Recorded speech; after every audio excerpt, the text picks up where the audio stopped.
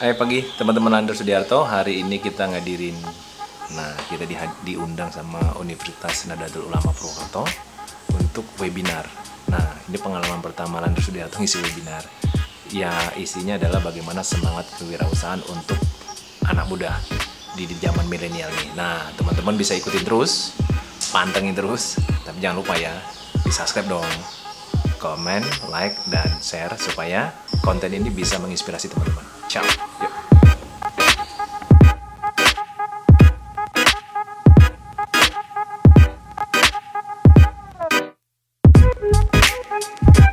Selanjutnya kita masuk di materi pembicara yang kedua, yaitu Bapak Imbang Farlander Silitonga.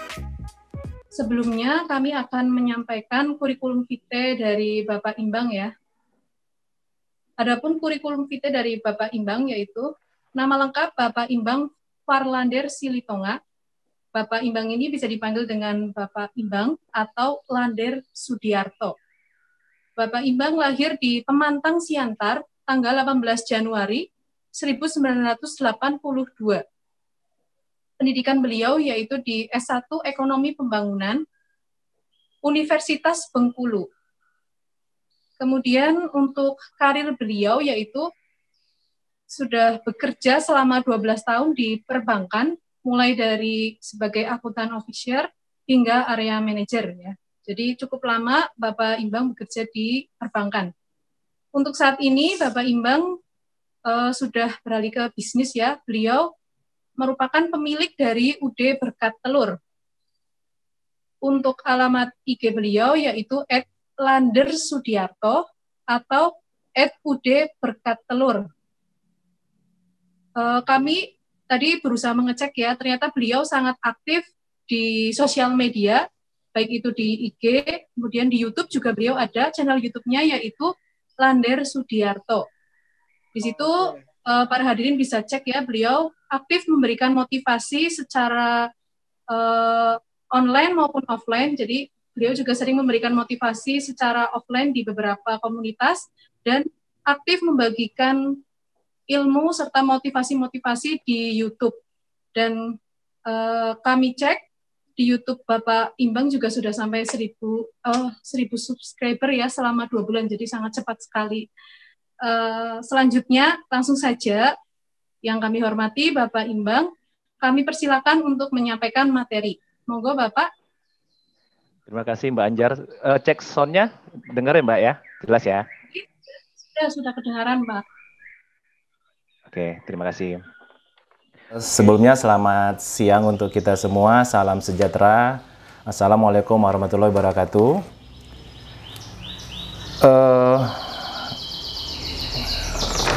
Saya pertama-tama mengucapkan salam hormat kepada Bapak Rektor, Bapak Profesor Dr. Rohadi yang tadi sudah membukanya, dan Wakil Rektor 1, 2, 3, dan 4 yang mohon maaf yang tidak bisa saya sebutkan, saya hormatin.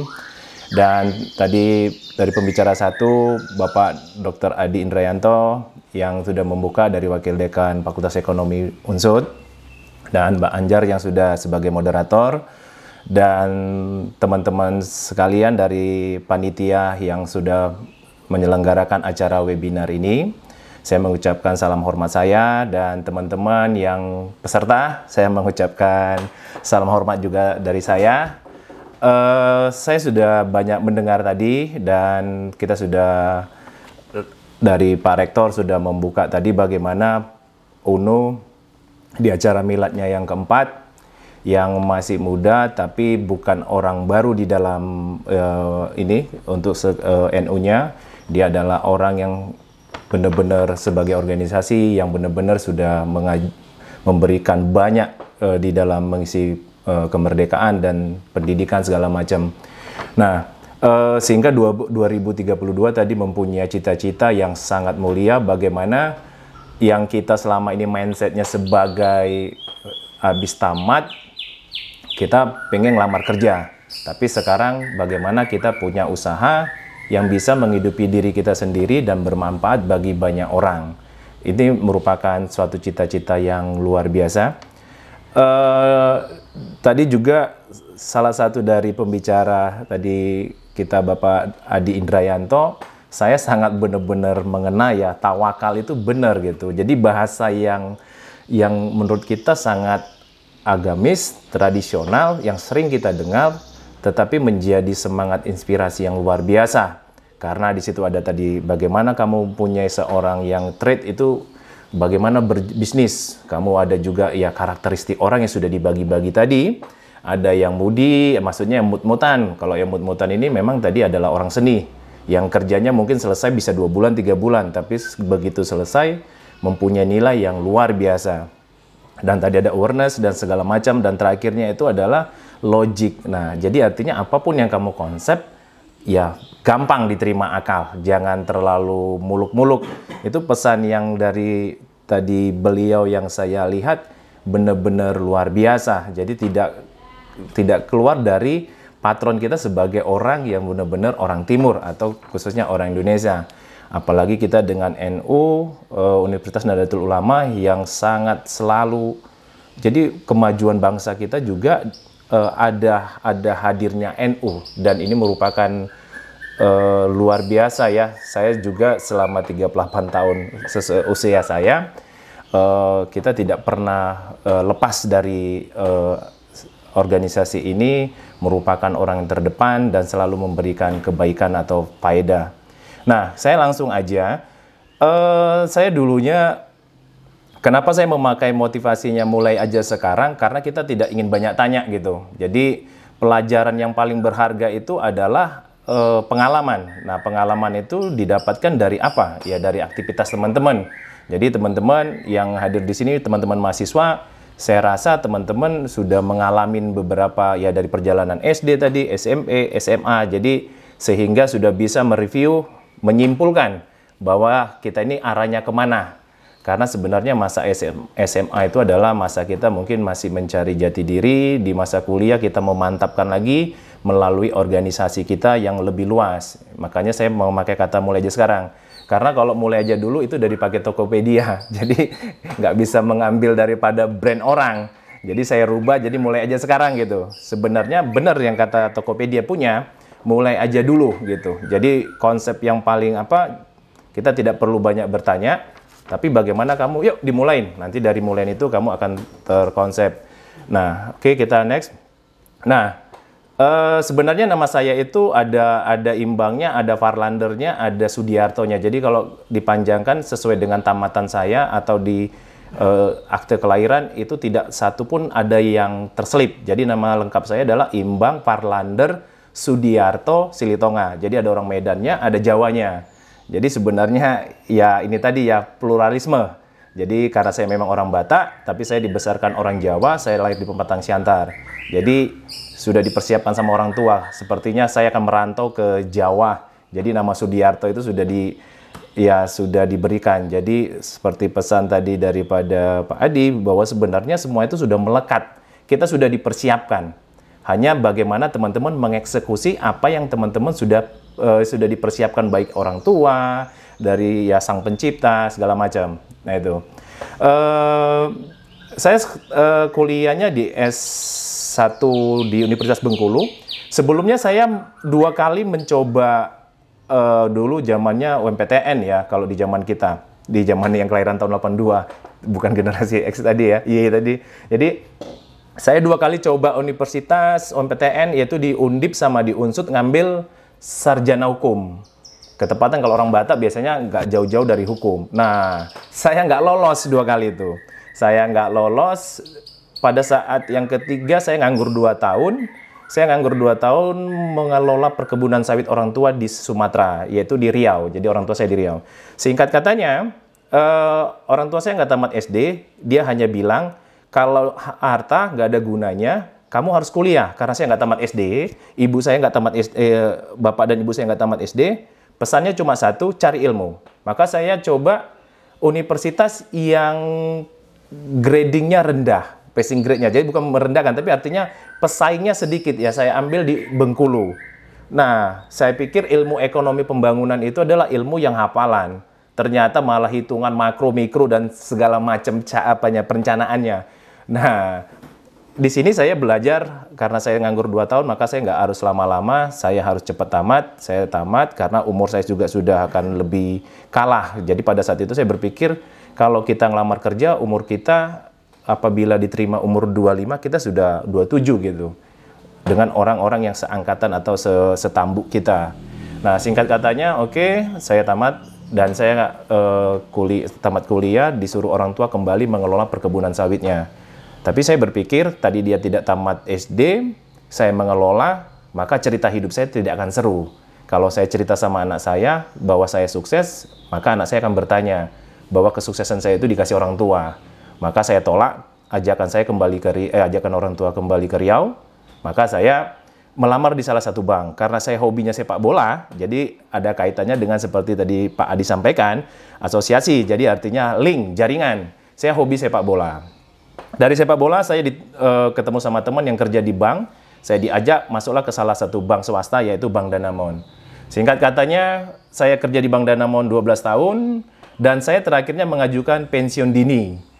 Pensiun dini itu saya di Purwokerto. Jadi saya tinggal di Purwokerto itu 3 tahun. Saya tinggal di Ringin Tirto. Jadi sebenarnya fase-fase yang pernah saya jalani itu seperti ditarik lagi. Ini pertama kali saya diajak di webinar. Saya merasa speechless gitu ya, diajak ke Purwokerto. Jadi mengenal Purwokerto itu saya nggak asing lagi.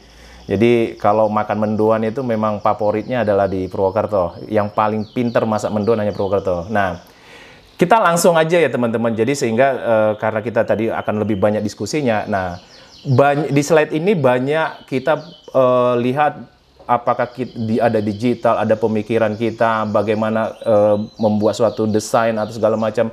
Ini pasti ada di pikiran kita teman-teman. Dan kadang-kadang yang menjadi masalah kita adalah bagaimana mengeksekusi atau mengaktualisasikannya. Sehingga pada saat saya mengajukan pensiun dini dari Danamon, karena saya melihat kalau umur 55 saya pensiun, maaf kata kalau saya masih panjang umur, maka saya harus cari kerja lagi. Tapi umur 55 tidak produktif. Nah, saya pikir, maka saya meninggalkan posisi area manager dengan kenyamanan yang gaji sudah 2 digit, yang dapat fasilitas mobil 5 tahun jadi hak milik. Tapi saya harus berani keluar. Nah, pada saat saya berani keluar itu banyak yang saya tentang.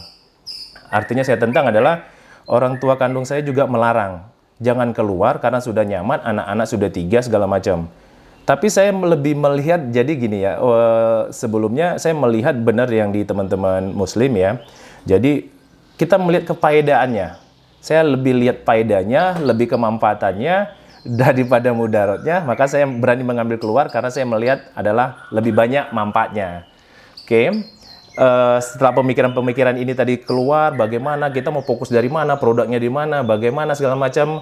Maka saya terakhirnya, oke, kita next ke slide berikutnya. Saya berpikir begini, yuk kita kalau bicara produk semua ada kemasan segala macam, bla bla bla bla. Nah, saya terus terang saya adalah orang yang gaptek karena saya tamatnya adalah dari Sumatera. Kalau dari Sumatera pasti ya tingkat keseriusannya untuk belajar itu sedikit ya. Beda kalau kita di Jawa. Di Jawa itu kita untuk disnatalis bintang tamunya, narasumbernya bisa orang-orang beken, bisa menteri, bisa segala macam. Tapi kalau ke Sumatera, apalagi khususnya Bengkulu, saya nggak tahu teman-teman di UNU ini pernah dengar Bengkulu atau tidak, tapi paling tidak begitu saya 2012 dipindahkan dari Jambi oleh Danamon, saya ambil kesempatan Jawa. Karena apa? Karena pesan orang selalu begini, kalau ingin bertanding, bertandinglah ke kota besar. Kalau kamu bertanding di kota besar, sekalipun kamu kalah, kembali ke kota kelahiran, kamu jadi pemenang. Artinya dengan tingkat kepintaran yang luar biasa, dengan segala macam yang ada di Jawa, banyak orang yang punya ilmu, skill, dan segala idealisnya, maka saya terakhirnya belajar tentang produk. Apa yang mau dijual pada saat saya pensiun dini, saya nggak tahu apa yang mau dijual. Bisnis apa yang mau dimulai, saya nggak tahu. Tapi saya belajar bagaimana sebuah kemasan, packaging, bagaimana melabeling, layanan dan perlengkapan jaminan produk. Yang saya punya hanya di nomor 3, layanan. Karena saya sudah bekerja di perbankan, hanya pelayanan, kesabaran, itu yang saya punya. Oke, kita next ke berikutnya lagi. Nah, teman-teman, pada saat pengalaman itu mau kita aplikasikan itu, permasalahannya cuma satu, yaitu adalah orang di sekeliling kita, termasuk orang yang kita cintain pun atau istri kita akan mengatakan adalah coba pikir-pikir dulu. Nah, kalau kita nggak kuat, maka kita akan bisa mengambang. Makanya benar ya, kita kalau sebagai teman-teman yang ini, imam itu benar laki-laki. Jadi artinya jenderal perangnya laki-laki. Jadi kalau sudah teguh dan itu memang berfaedah untuk keluarga kita, dalam arti bukan egois kita, maka kamu jangan sekali-sekali ragu. Yakin dan kamu harus bisa mengaktualisasikannya. Karena orang-orang yang kita cintain kadang-kadang malah musuh pertama kita pada saat untuk mengkerdilkan cita-cita kita. Nah, ini tantangan yang paling besar di dalam mewujudkannya. Oke, kita next. Nah, jadi saya berharap teman-teman, ini hanya sebagian teori apa yang saya lakukan. Jadi artinya saya hanya menggambarkan bahwa di dalam kamu mengaplikasikannya sebuah dagang atau bisnis, teman-teman tidak bisa menutup yang namanya teknologi, benar. Itu saya setuju dengan Pak Di. Dan saya teman-teman adalah orang yang tidak paham teknologi. Tapi kelebihan saya sebagai orang Sumatera, karena saya kelahiran Pematang Siantar, saya tidak ada rasa pekewo untuk ketemu dengan orang dan belajar dengan orang. Misal, saya tahu dunia digital itu adalah di Jawa, dan saya baru menggelutinya 2 tahun. Karena pada saat bisnis yang saya mulai adalah jualan telur, logo itu pun yang gambar bukan saya. Tapi saya ketemu dengan teman, saya bilang, saya tolong gambarkan bagaimana saya mau punya usaha. Digambarkanlah dengan ayam ada 2 telur. Nah, demikian juga dengan pada saat saya mau jualan. Kalau saya jualan telur dengan seperti yang kita bayangkan adalah kita pakai peti, kita ngantar ke warung, kita ini pedagang. Sementara konsep saya ingin menjadi pebisnis. Yang pebisnis itu yang teman-teman bisa jalan kemanapun, belajar, mau mendalamin agama, tapi usaha bisnis jalan. Nah, pada saat kita dulu bertukar pikiran sama teman-teman, teman-teman banyak ngomong, aku ingin jadi pedagang aja, aku ketemu dengan banyak orang. Itu bagus. Tapi, kamu harus punya cita-cita yang lebih besar, yaitu adalah pebisnis. Karena apa? Karena kamu harus buka lapangan pekerjaan bagi orang banyak. Sehingga itu tadi saya bilang tadi, yuk, kau harus kembangkan produk supaya kamu bisa meningkatkan daya saing pasar. Karena salah satunya adalah pada saat kamu bermain daya saing di pasar adalah yang tidak bisa dilawan itu adalah harga. Kamu tidak punya modal banyak. Kalau kita berbicara bermain di harga, kita akan kalah karena kita pemodal yang dikit. Sementara pemodal yang banyak sudah lebih dulu berbisnis dengan telur, akan lebih bisa mainkan harga, diskon segala macam. Tapi belajarlah kepada karakter diri sendiri, karena karakter nggak bisa di copy paste. Itu dapatnya dari diri sendiri. Itu karakter itu mau jam berapapun saya harus ladeni dia. Kalau perusahaan besar, dia jam 5 sore tutup. Tapi saya untuk mengambil nama saya ngambilnya jam berapapun saya ladenin. Makanya saya punya nilai jual. Karena kita perlu cari nama, kita perlu cari pasar. Karena pasar pada saat itu pasti sudah banyak. Nah, pada saat kita mau konsep jualan telur pun bertanya kepada teman, ya jualan telur udah banyak segala macam bla bla bla bla. Nah, oke teman-teman, kita next lagi. Oke, kita next bagaimana bisnis telur ini menjadi satu konsep yang jadi luar biasa. Setelah kita tadi sudah sudah punya omset segala macam kebutuhan konsumen, kita punya cita-cita lagi berikutnya. Oke, bentar ya, kita next. Nah, teman-teman, ini strateginya kita banyak cerita sama teman, bagaimana punya gagasan teman. Nah, apapun gagasan teman-teman atau gagasan orang di sekitar kita, apapun teman-teman baca buku segala macam, teman-teman harus pertama kali adalah punya karakter sendiri. Nah, karakter ini juga sudah disebutin tadi di dalam tawakal tadi. Nah, teman-teman, yuk kita harus lakukan itu. Pengembangan strateginya bagaimana segala macam, gagasan baru.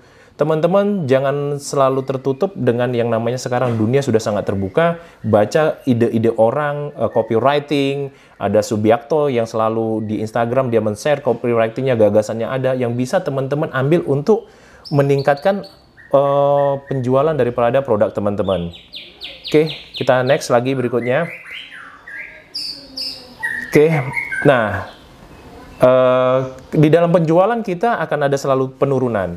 Bagaimana produk kita supaya tetap meningkat, maka ada segmentasi pasar. Misal, saya jualan telur, saya telurnya tidak hanya selalu ke pedagang. Kalau kita kasih ke pedagang, sementara telur ini fluktuatifnya sangat tinggi, maka teman-teman akan stres. Maka kita langsung ke user. User itu adalah siapa? Rumah tangga, atau yang jualan nasi gudeg, atau yang catering, atau yang toko roti. Nah, ini teman-teman yang langsung kita sentuh mereka. Kalau mereka kita sentuh, mereka puas dengan pelayanan, maka seperti budaya orang kita Jawa ya, orang Jawa itu pekewo untuk berpindah langganan. Sangat pekewo. Dan teman-teman dengan ketulusan teman-teman membantu, kalau dia untuk pindah langganan kemungkinan akan kecil, walaupun harga seberapa. Itu teman-teman. Jadi selalu yang saya pesankan adalah di dalam mengatasi penurunan adalah segmentasi pasarnya, segmentasi daripada usernya, pelanggannya, sehingga teman-teman mengatasi penurunan itu akan teratasi. Misal saya pegang 30 hotel di Semarang. Jadi salah satu hotelnya adalah Ciputra, Santika, Sakapatat Beer Garden, Patra Jasa. Nah, ada kebanggaan teman-teman. Kebanggaannya apa? Jadi kalau kita jalan ke Simpang 5 itu kita hanya bisa lihat siapa yang nginep di Hotel Harkenzo atau nginep di Ciputra, dia sudah makan berkat telur. Nah, itu adalah sugesti saya pertama kali pada saat saya berbisnis. Jadi bukan hanya ngantar ke warung, tapi teman-teman perlu branding. Nah, sehingga itu tadi teman-teman untuk mengatasi titik penurunan adalah segmentasi pasarnya perlu dilakukan. Oke, kita ke slide berikutnya. Oke, teman-teman, yang kita tahu adalah kita punya warung atau punya toko. Toko itu adalah rumah kita. Padahal teman-teman mungkin di mahasiswa ada mempunyai 1 atau 2 HP. Minimal kita anggap rata-rata 1. Teman-teman di dalam satu akun bisa buat Instagram, bisa buat Facebook, ada marketplace-nya, ada YouTube. Untuk jualan telur mungkin di marketplace agak susah, karena dia fluktuatifnya terlalu tinggi. Tapi untuk di Instagram, untuk di Facebook, untuk YouTube, untuk memperkenalkan bahwa teman-teman punya usaha itu sangat-sangat ini, sangat-sangat ini mendongkrak untuk penjualan. Saya bermain YouTube baru 2 bulan, karena saya ketemu dengan banyak orang. Kenapa kita butuh YouTube? YouTube itu adalah semacam etalase kita untuk setelah ketemu dengan orang. Karena sebagai marketing kita banyak ketemu orang, mereka terpuaskan, mereka akan melihat YouTube dan akan subscribe. Anggap aja itu investasi 3 tahun. 3 tahun kalau sudah teman-teman lakukan dengan serius, dengan hasil kegiatan bisnis teman-teman, maka saya rasa itu akan menjadi sumber pendapatan baru. Tapi kita bukan bicara profitnya dulu ya, tapi paling tidak itu sebagai sarana promosi. Oke ya teman-teman, sehingga ini pemasaran digital sangat-sangat ya, yang di dunia milenial tadi ini saya rasa ini sudah banyak yang pakai, tapi secara komposisi penduduk bangsa kita Indonesia masih sedikit yang memakai ini menjadi pendapatan. Ini masih banyak ajang-ajang ya sebagai ajang gosip, ajang sekedar baca atau segala macam. Oke, kita next. Nah, ini teman-teman, kita harus paham juga Instagram itu adalah kita pakai untuk bagaimana, apakah dia video ataukah dia gambar. Instagram akan lebih menarik mungkin di gambar, dan sehingga dia akan followersnya akan lebih banyak kita tarik dengan like segala macam, sehingga apa yang kita tampilkan di Instagram itu adalah aktivitas kita, produk kita. Demikian juga dengan Facebook. Nah, kita lihat daripada kira-kira di media sosial ini kelebihannya apa. Kalau di YouTube kita harus pinter-pinter berbicara algoritmanya YouTube, karena pada saat kita memberi judul kita harus cari dulu apa sih yang mau dijadikan bahasa judulnya, sehingga orang pada saat searching di SOS-nya tidak menjadi tidak menjadi susah dan dia cepat mendeteksinya. Oke teman-teman, pengguna IG juga menganggap IG itu sebagai katalog, jadi pastikan aja gambarnya, kurang lebih begitu. Kita next. Oke. Nah teman-teman, kelebihannya segala macam ada di slide ini. Jadi kelebihan daripada digital adalah satu, mengatasi jarak. Itu paling gampang dan orang cepat update. Nah, teman-teman nanti bisa baca karena kita melihat waktunya, sehingga saya akan lebih banyak next-nya aja ya teman-teman ya. Oke, kita next. Oke, nah teman-teman, ini kelebihan digital itu adalah kita sudah punya strategi, semua bisa dipertemukan di dalam lingkaran yang misal pasar juga sudah tempat orang bertemunya antara penjualan dan ini pembelian, tapi sekarang sudah sedikit, belum lagi di masa pandemi ini. Dan sekarang kita punya digital platform, kita punya WA, punya segala macam, sehingga perputaran produk atau omset seharusnya tidak terganggu walaupun di masa pandemi. Khususnya telur ya, karena telur ini sebenarnya mau masa pandemi sebenarnya nggak ada masalah teman-teman. Nah, tetapi pada saat saya punya usaha telur, saya berbisnis di digital juga, yaitu tadi membuat konten YouTube. Pada saat saya membuat konten YouTube ini, saya harus menyisihkan pendapatan saya harus baca gaji editor. Tapi harus berani teman-teman. Jadi makanya saya yang kurangi dikit untuk menyisihkan ke editor. Nah, syukurnya sudah 2 bulan ini ya ada 4 atau 3 orang sudah menawarkan diri untuk merekrut kita. Yuk digarapin dong usaha saya. Dan mereka tidak sungkan-sungkan, saya sesudah 71 buat ini ya, membuat konten ya, saya itu ada 4 atau 5 itu dapat amplop, padahal saya tidak mengenakan tarif, karena saya sebenarnya ketemu dengan banyak orang pelanggan telur, dan mereka bisa beli, mereka usahanya bisa saya tampilkan, dan mereka senang, dan orang banyak beli. Seperti pesannya Pak Sandiaga Uno ya, sebenarnya di zaman 5.0 ini adalah kita adalah kolaborasi. Jadi artinya kita bisa menguntungkan orang yang kita iklankan, dan kita juga punya produk sudah tersampaikan ke orang banyak. Jadi sebenarnya simbiosis mutualisme sangat kentara. Oke, kita next.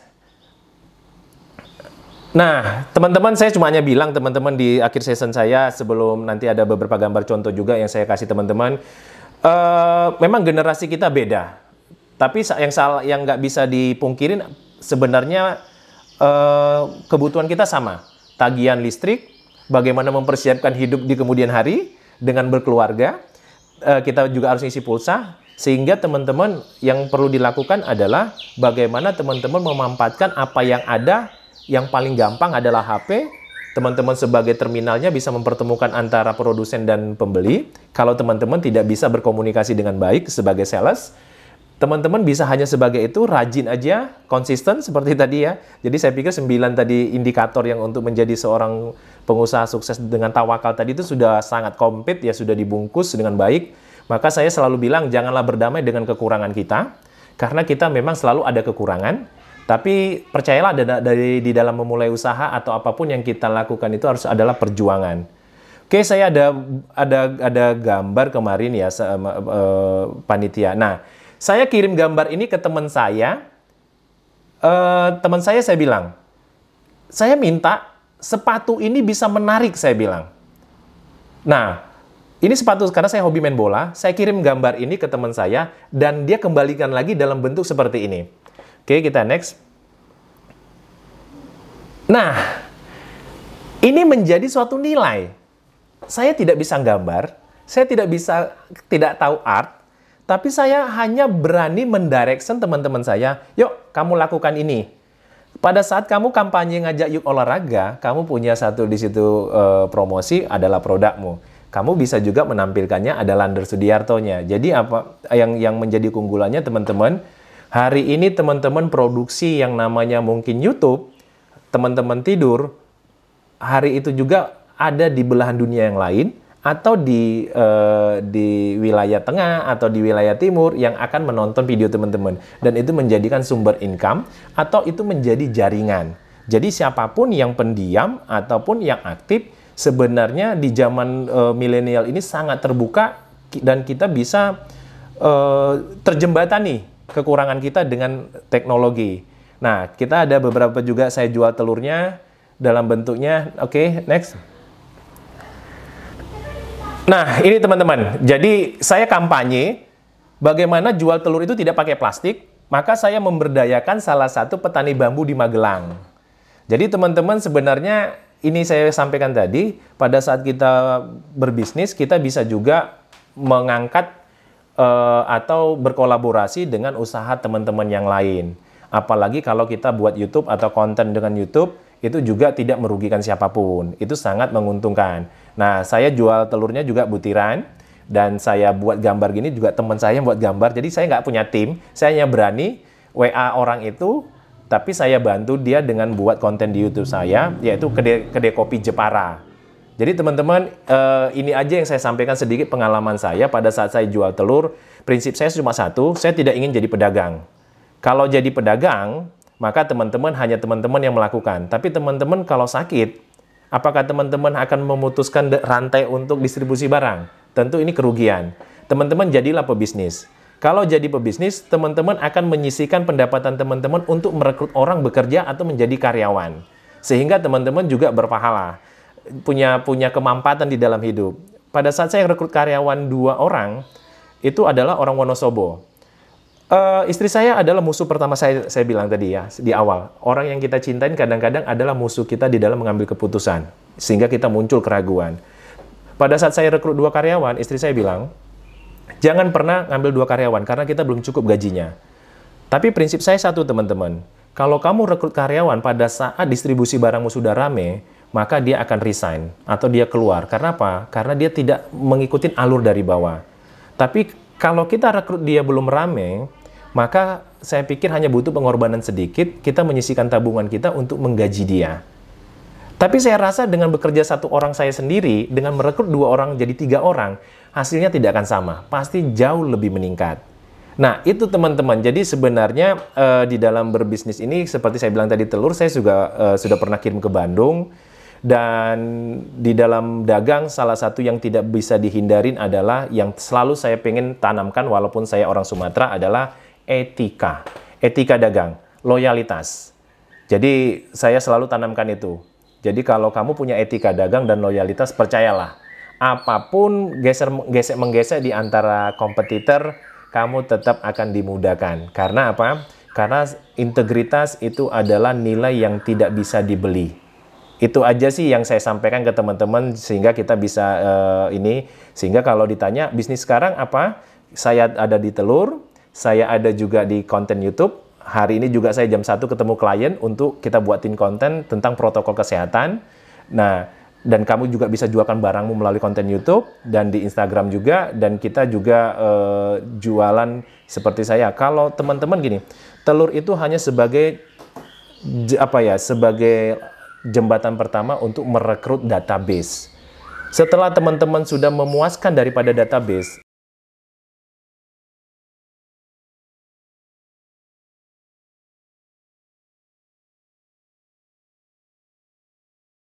kamu sudah punya database. Percayalah, Indonesia lebih banyak, dia akan mengikuti orang yang sudah dipercaya. Apapun itu ceritanya. Itu sehingga teman-teman, saya yang bisa saya share untuk teman-teman, dan saya ucapkan terima kasih. Terima kasih kepada Bapak Imbang ya atas materi yang sudah disampaikan. Selanjutnya kita masuk di sesi diskusi atau tanya jawab. Nanti dibuka lewat video langsung dan lewat chat ya. Silakan yang ingin bertanya lewat chat bisa dikirimkan di chat Zoom atau bisa juga di chat YouTube. Nanti akan saya cek. Untuk sesi yang pertama, silahkan untuk video langsung ya, bisa bertanya dengan memberikan tanda raise hand atau mengeraskan suaranya. Silakan, ada yang bertanya? Jadi tadi yang disampaikan oleh Bapak Adi Indrayanto, pembicara yang pertama, itu menyampaikan tentang bagaimana kita memahami sifat diri sebagai kunci sukses berwirausaha. Jadi harus tahu kita termasuk generasi yang mana. Misalnya tadi ya yang kemudian, berarti kita harus menyikapinya dengan berwirausaha yang seperti apa. Silakan yang ingin bertanya, memberikan, oh ya, Mbak Dila, manajemen, silakan diaktifkan suaranya. Yang ingin bertanya ya. Sudah keluar suara saya, Bu? Ya, udah Mbak Dila ini sudah kedengaran ya. Nanti silakan kamera mengarah ke Mbak Dila ya. Ya, saya mau bertanya, Bu. Misalkan bagi kita nih yang sebagai milenial, mau membuka usaha pertama, otomatis kan akan banyak pertanyaan gitu ya, Bu. Bagaimana awal mula pembukaannya, ataukah harus jadi reseller terlebih dahulu atau dropshipper, atau kita langsung membuka produksi sendiri gitu, Bu. Nah, untuk memutuskan itu, apakah kita juga harus memikirkan dari biaya terendahnya atau asal jalan dulu gitu, Bu? Ya, mungkin itu aja pertanyaan dari saya. Terima kasih. Mbak Dila, kami kumpulkan dulu ya. Selanjutnya, silahkan ada yang ingin bertanya. Silakan memberi tanda raise hand ya, atau mungkin langsung diaktifkan speakernya.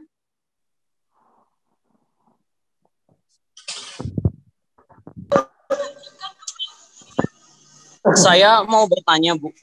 Ya, silakan memperkenalkan diri dulu ya, identitas diri. Nama saya Yoga dari STY Semarang.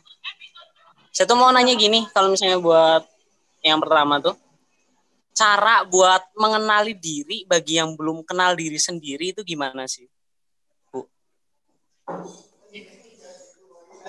Berarti Mas Yoga, Cara buat mengenali diri sendiri bagi yang belum kenal diri sendiri itu gimana? ya tadi pertanyaannya hanya satu atau ada lagi? Satu saja? Satu aja, Bu. Satu aja. Ada Mbak Dila sama Mas Yoga ya. Selanjutnya silahkan. Masih ada satu slot untuk penanya. Ya, ini siapa? Silahkan. Bu, Halo? mau tanya. Oh iya. Perkenalkan diri dulu. Ini siapa? Dari mana? Nama saya Irsyadul Mibat dari Manajemen 2017, Bu. Oh iya, Mas Irsad, silakan. Ya. Bu, untuk mengawali usaha itu ketika kita kayak tadi Pak itu, ketika memutuskan untuk wirausaha kan ada banyak tantangan dari keluarga. Itu saran-saran buat meyakinkan keluarga untuk memperbolehkan kita untuk menjadi wirausaha gimana ya caranya? Ada lagi Mas Irsad? Itu ya. Cukup, Bu. Ya. Terima kasih untuk 3 penanya ya. Tadi ada Mbak Dila, Mas Irsad, sama Mas Yoga. Untuk yang Mbak Dila itu lebih ke bertanya ke pembicara yang kedua, dan Mas Irsad juga pembicara yang kedua ya. Sedangkan Mas Yoga itu lebih ke pembicara pertama, Bapak Adi. Silakan yang mau menjawab, Pak Adi terlebih dahulu, tidak apa. Yang pertanyaannya Mas Yoga tentang bagaimana mengenal diri, itu karakternya masuk yang mana, itu bagaimana tipsnya. Ya. Bapak Adi Kayanto masih aktif? Ya. Okay. Baik. Mas Yoga ya dari Semarang tadi ya. Pak, saya nggak kenal diri saya. Bagaimana saya mengenal diri saya? Tadi Mas Imbang banyak bercerita begitu bahwa dalam proses hidupnya begitu berliku ya Mas Imbang ya. 2 kali ditolak unsud dan apa itu ya. Nah, saya kira keberhasilan Mas Imbang sekarang melakukan bisnis dan lain sebagainya itu adalah proses bagaimana Mas Imbang mengenal potensi dirinya. Tadi di awal Mas Imbang, saya orang Batak, jadi daftarnya Fakultas Hukum gitu, karena bayangannya jadi pengacara begitu ya Mas Imbang. Menarik sekali saya kira. Nah, Mas Yoga, jadi untuk mengenal diri kita itu yang paling mudah ya, yang paling mudah. Sederhana saja yang bisa kita lakukan sehari-hari adalah bagaimana kita bisa membangun association, jejaring ya. Kalau Mas Yoga gitu punya teman banyak, maka tanya saja ke teman terdekat begitu. Kalau menurutmu saya tuh kayak gimana gitu. Nah, itu cara yang paling mudah gitu. Nah, setelah mendengar apa yang disampaikan teman, nah ini yang perlu pentingnya kita memahami diri kita gitu. Nah, kadang orang ketika diomongin temennya, kamu tuh jangan julid, kamu tuh jangan begini, kamu tuh jangan begitu. Itu kemudian menolak itu. Ya. Bisa jadi apa yang disampaikan teman itu salah, bisa jadi. Ya. Tapi terima dulu untuk kemudian kita coba renungkan. Saya yakin apa yang disampaikan teman-teman orang terdekat kita untuk mengenal diri kita sendiri itu akan punya value, punya nilai. Ilustrasi sederhananya, kalau Mas Yoga pengen tahu style rambutnya Mas Yoga, pergi ke cermin. Cermin itu temennya Mas Yoga. Atau sekarang nih, tadi nongol di Zoom gitu kan, kelihatan tuh Mas Yoga. Jadi cara yang paling mudah adalah tanya orang terdekat. Nah, tadi saya mengikuti kisahnya Mas Imbang, katanya musuh terdekatnya istrinya katanya. Ya, musuh dan supporter saya kira. Di balik kalimatnya, di balik kalimat istrinya, tentu saja sebetulnya ada rasa ingin melindungi. Dan itu adalah bagian dari proses mengenal diri kita. Mungkin gitu. Karena pengalaman sebelumnya Mas Imbang tuh, wah, karena dari Medan ya Mas Imbang ya, jadi jebret gitu. Nah, sehingga istrinya khawatir. Saking kenalnya istrinya pada Mas Imbang itu, makanya jangan dulu, nggak boleh dan lain sebagainya. Saya kira itu Mbak Anjar jawabannya. Terima kasih. Jadi atas jawabannya, bagaimana Mas Yoga? Jadi bisa bertanya ke teman ya tentang dirinya seperti apa tadi disampaikan oleh Pak Adi. Sepertinya sudah cukup ya. Mau menanggapi atau tidak? Sudah cukup ya. Selanjutnya ini pertanyaan dari Mbak Dila sama Mas Irsad lebih mengarah ke Pak Imbang ya. Mbak Dila itu tadi menyampaikan ketika kita memulai bisnis itu baiknya mau bisnis yang seperti apa? Apakah menjadi reseller saja atau dropshipper saja? Atau misalnya produksi, bagaimana memikirkan biayanya? Tadi kan disampaikan mulai aja dulu gitu. Nah, itu bagaimana? Kemudian dari Mas Irsyad ditanyakan, ketika memutuskan menjadi wirausaha seperti tadi Pak Imbang ya, tadi kan musuh terbesarnya keluarga. Nah, itu bagaimana caranya untuk menghadapi tantangan-tantangan dari keluarga, saran-saran dari Pak Imbang itu seperti apa? Demikian Pak Imbang, monggo. Baik, terima kasih Mbak Anjar, terima kasih juga tadi Mas Yoga juga bertanya tadi, itu bagus ya, sehingga juga saya juga tadi harus belajar juga, benar juga dibilang Pak Adi. Jadi teman-teman, pesan rektor tadi itu jelas ya, kamu adalah open mind, artinya terbuka terhadap segala sesuatu hal di sekelilingmu. Tapi teman-teman punya pendirian, artinya pendirian itu adalah hal yang baik yang sudah menurut teman-teman dipertahankan, masukan dari sekeliling menjadi melengkapi lebih baik lagi, sehingga senjata teman-teman lebih bagus. Nah, Mbak Dila, kalau saya tadi lihat secara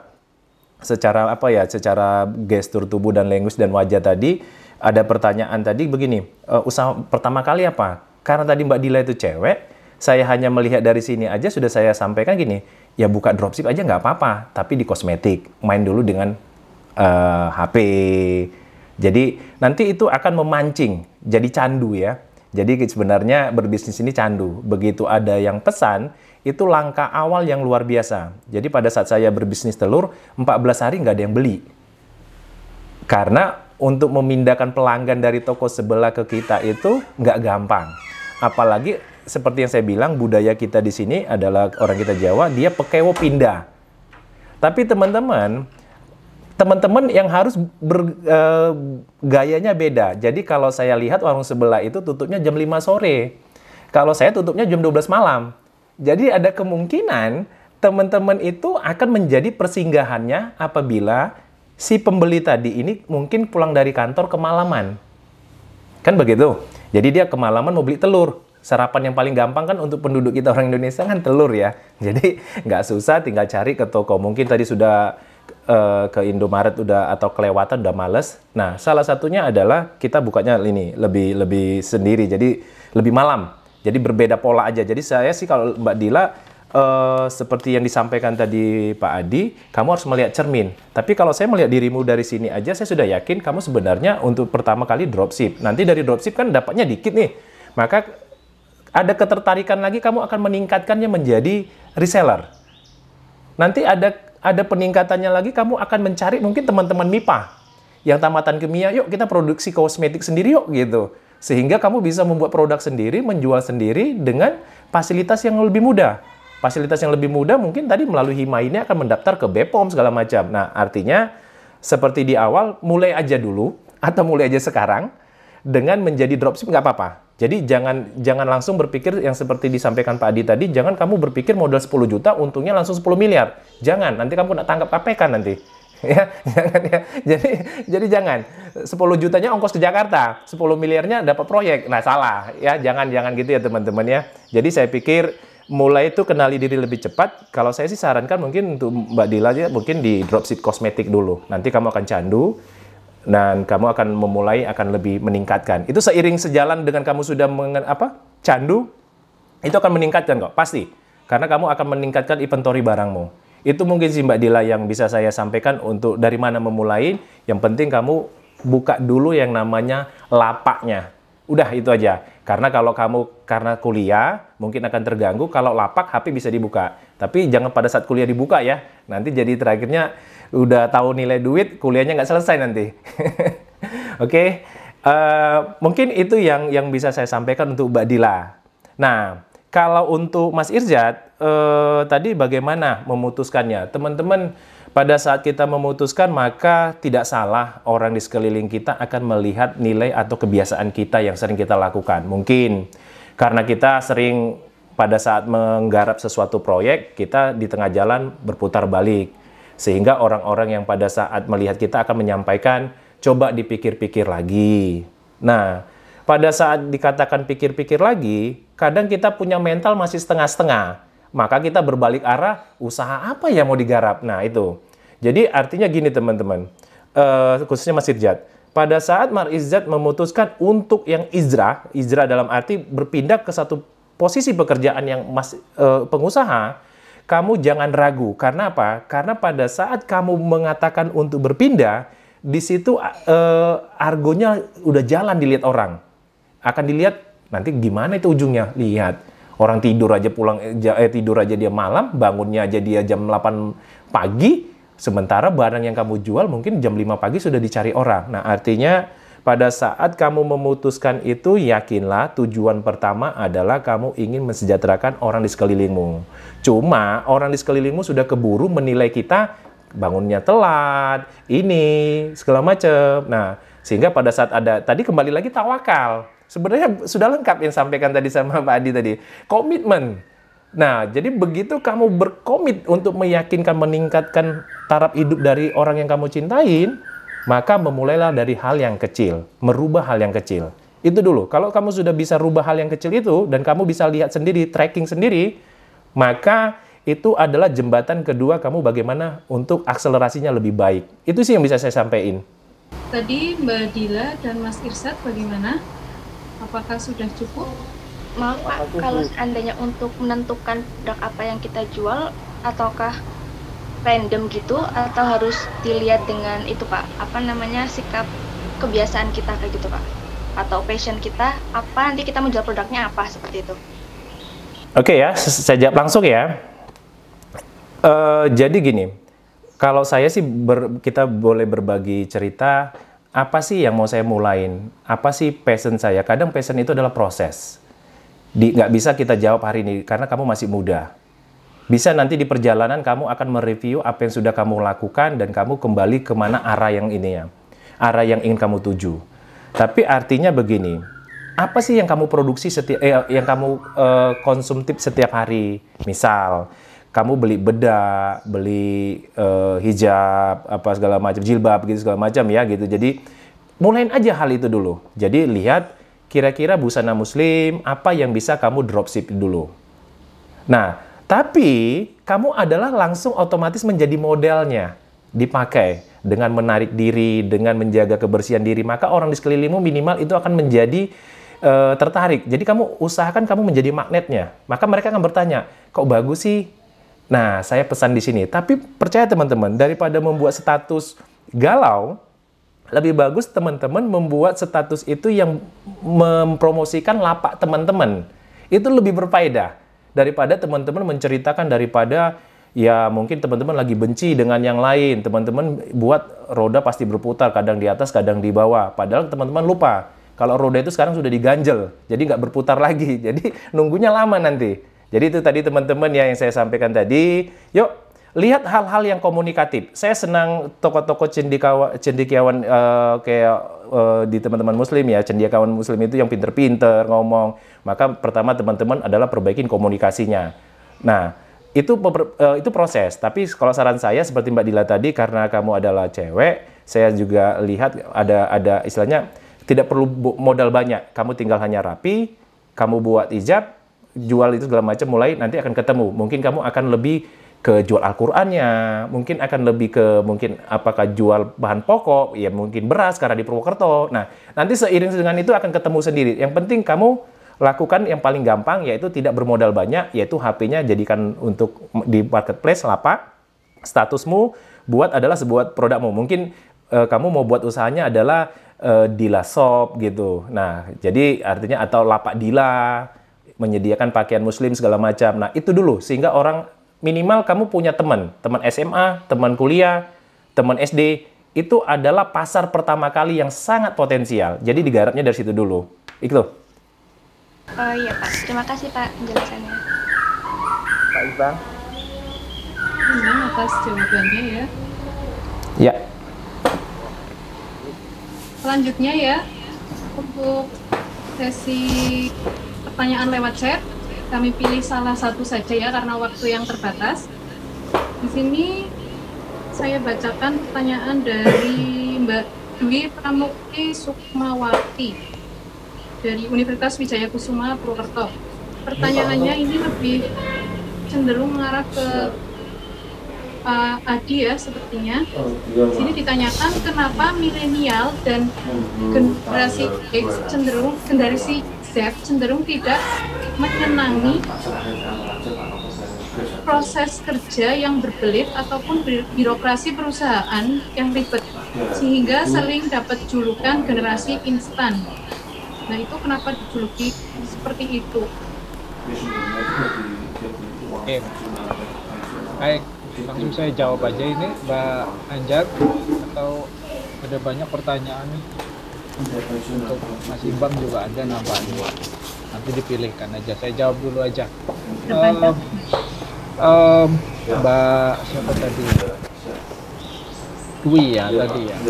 Apa sih generasi Z atau generasi yang sekarang tuh nggak mau ribet gitu ya? Mereka pada dasarnya dibentuk oleh lingkungan ya.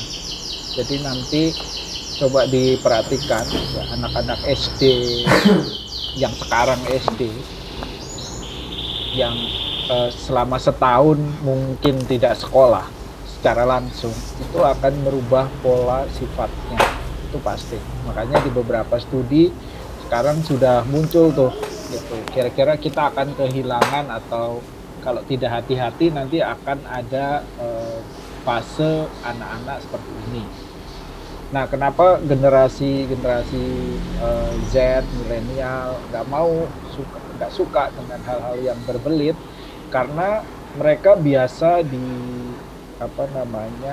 dalam hidupnya begitu mulai berproses dihadapkan pada kemudahan-kemudahan. Ya, bangun tidur, kalau zaman saya itu masih mompa. Ternyata kita seusia nih dengan Mas Imbang nih, 82, 81. Jadi masih ketemu mompa air tuh. Ya, kalau mau mandi mompa air dulu. Nah, anak sekarang nggak cukup buka keran udah langsung nyala. Nah, ini akan membentuk sifat sehingga nggak mau ribet. Nah, berkaitan dengan entrepreneur ya, dengan niat usaha, hal ini harus kita pahami juga. Baik untuk kita maupun kalau kita bekerja dengan mereka-mereka yang hidupnya semacam itu. mungkin Mas Imbang bisa ditambahkan pengalaman-pengalaman bekerja dengan orang-orang yang selama masa hidupnya nggak pernah susah, pasti maunya gampang gitu. Mungkin bisa diceritakan Mas Imbang ya. Jadi kenapa sih generasi ini nggak mau susah gitu? Karena memang hidupnya nggak pernah susah gitu, semuanya ada. Nah, ketika kita bekerja dengan orang yang semacam itu, kita juga harus paham bagaimana cara kita melayani, memberikan servis dan lain sebagainya harus sesuai itu.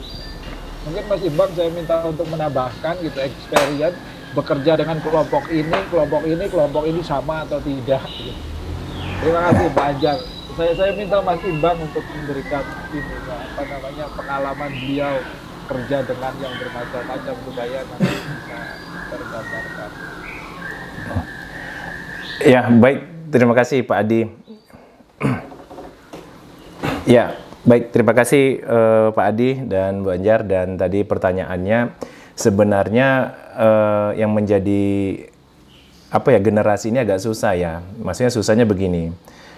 Kita terlalu banyak memental block kita. Jadi artinya pada saat orang kelahiran 82 bercerita, maka kelahiran 90 akan menjawabnya dunianya beda. Nah, pada saat kita terlalu banyak mencari sebuah alasan untuk pemakluman atas kekurangan kita ini, maka kita nggak akan ketemu. Tapi tujuan kita adalah sama. Kita ingin meningkatkan yang namanya taraf hidup kita. Kita ingin di usia 45 kita punya kebebasan finansial. Yang artinya teman-teman bisa jalan-jalan, bisa berbagi Jumat berkah segala macam. Saya terus terang, saya bersyukur dikasih proses hidup yang ikut dengan orang. Jadi saya bagaimana untuk menempatkan diri di tengah-tengah orang itu saya belajar. Tapi di zaman sekarang ini sebenarnya banyak juga orang sukses. Kita lihat kemarin ada saya lupa namanya, yang dia tamatan Harvard, dia memberikan sebuah pidato bagus. Itu tamatan kesehatan yang ada di Instagram. Saya pikir sebenarnya jadi kesulitan di masing-masing generasi itu ada. Saya hanya berharap setelah kita mengikuti jenjang kuliah, kita bisa membaca daripada cerita orang. Jadi makanya kita kadang seperti saya syukurnya diberi kepekaan. Kepekaannya begini. Saya salut dengan sutradara. Sutradara itu bisa menggambarkan bagaimana sebuah acting, padahal mungkin dia kelahiran tahun 90, tapi dia bisa menangkap cerita kejadian tahun 980-an atau mungkin tahun 1800-an. Nah, di situ saya melihatnya, begitu saya masuk ke Jawa, saya tidak bisa berperang dengan orang kita Jawa pakai tenaga atau otot. Saya mati. Kenapa mati? Di Sumatera itu saya nggak hobi baca. Tapi begitu saya masuk ke Jawa, saya harus hobi baca nih. Kalau cuma mental otot aja, dijual saya mah di Jawa. Jadi artinya, sebenarnya peluangnya sama besar. Hanya bagaimana teman-teman membuka kepekaan diri. Dalam arti di dalam agama juga teman-teman bagaimana yang namanya ada sholatnya itu ya mungkin pagi, duha ya, baru segala macam. Itu sebenarnya saatnya merenung. Belajar dari kisah-kisah daripada mungkin yang rasul segala macam untuk diilhami. Nah sama sepertinya sebenarnya generasi zaman dia itu segala macam yang milenial ini sebenarnya kalau dipahamin itu justru akan lebih cepat dewasa. Karena anak-anak sekarang jauh lebih cepat dewasa, lebih cepat ingatannya. Nah, jadi saya pikir ya itu tadi sebenarnya peluangnya sama. Saya berterima kasih ke UNUG khususnya dengan Hima tadi orang manajemen. Banyak hal tadi yang disampaikan Pak Adi. Jadi benar yang bilang rektor tadi, kembali lagi saya tegasin, open mind. Kamu terbuka. Jepang kenapa bisa menguasai teknologinya? Karena dia terkenal dengan restorasi Meiji. Jadi dia membuka perubahan. Dia tidak mau hanya dengan gaya samurainya. Jadi semua orang-orang Jepang dengan loyalitasnya diberangkatkan keluar belajar ilmu. Dan dia kembali ke Jepang membangun Jepang. Maka kita lihat produk mesin mana yang tidak Jepang semua. Kan gitu ya. Jadi artinya yuk di 2032 tadi ini ada pesan daripada Pak Rektor tadi bagaimana kita menciptakan lebih cepat orang-orang yang handal yang semangat wirausahanya jauh lebih besar daripada melamar menjadi pegawai negeri atau ASN ya. Itu sih saya pikir. Tapi nggak salah juga. Tapi kita berharap komposisi daripada pengusaha lebih banyak supaya akan lebih banyak berfaedah untuk membantu ekonomi-ekonomi lainnya atau membuka lapangan pekerjaan. Itu sih yang bisa saya sampaikan sih. Terima kasih. Teman-teman Lander Sudiarto, ini pengalaman pertama untuk webinar. Yang menjadi kebanggaan adalah apa yang teman-teman mulain itu menjadi arahnya jelas. Artinya pada saat saya memulai dunia digital, saya berharap kita punya branding, personal branding yang bisa untuk dikenal orang dan orang bisa melihat tanpa kita bercerita.